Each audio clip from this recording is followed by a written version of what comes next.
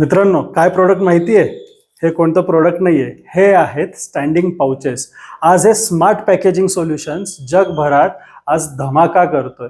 इतकंच नाही तर आज हे प्रोडक्ट लाखो करोडो युनिट्समध्ये भारतातनं एक्सपोर्ट केलं जात आहे. आज हे स्मार्ट पॅकेजिंग सोल्युशन जरी असलं तरी मोठ्या प्रमाणात भारतात आज हे महाराष्ट्र, गुजरात, तमिळनाडू आणि आंध्र प्रदेशमध्ये मोठ्या प्रमाणात बनवलं जात आहे.